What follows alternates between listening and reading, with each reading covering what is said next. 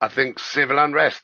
And once you realise what's going on, I understood pretty quickly it's a numbers game and only the people will save the people. And the only way they can do that is en masse.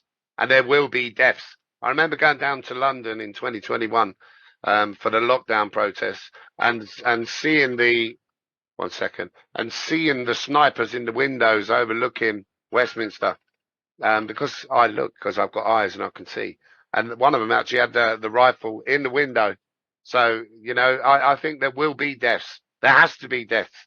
And these people will be martyred for the future that awaits us all. And we're going to be free of them. I'm convinced. I'm convinced. But unfortunately, it's going to get really dark and dystopian and unpleasant before we clamour to get to the light. And we will get there. It's always darkest before the dawn, is what they say, Of course John. it is. As we hundred mentioned there percent. about this effectively the standing army, this UN orchestrated standing army Mm, that's coming into the United Kingdom and Ireland and Wales and Scotland. These people are everywhere. yes. You reckon this is to what enforce the new Bill Gates world order, because that's really what it's looking like. He's the one that's behind the World Health Organization. He's the one Yeah. that's pulling the strings. Well, I think what you're going to see is the following. We'll have a minister somewhere in cabinets suddenly come up with a great idea on how we're going to get these guys to contribute to help us. And they're going to put them in uniforms. So a couple of people have told me these uniforms are burgundy.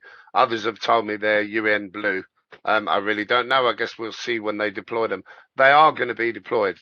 And I won't take any pleasure in saying that I told you I was right because I've no one's wanted to be wrong more than me. And I don't doubt that when that happens, people will say to me, how did you see it? And I'll say to them, how did you not? We got how many illegal migrants do you think's in the UK at the moment? I dread to think I wouldn't be able to count. I deliberately don't follow mainstream news because for Yeah. me, it's just a puppet show. It's theatre. It's something to Well, laugh here's at. the thing: the government don't know. They say they don't know either because they're not tracking it. Yeah, What?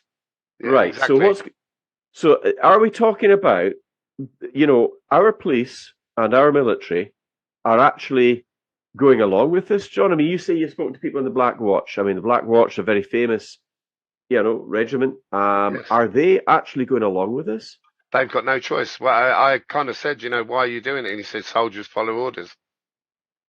Even to the destruction of their own people and their own country. So there's a recruitment process that takes place when in any military, and there's no right or wrong answer. And what they'll do is they'll get a candidate in, and they'll say, listen, if I gave you an order to kill your comrade, would you do it?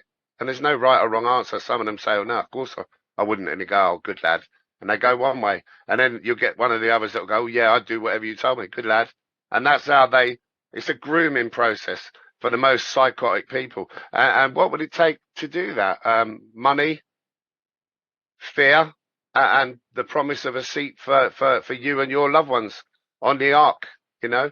Why would people do that? There's no other reason. It can only be money or fear or the promise of a seat for you and your loved ones.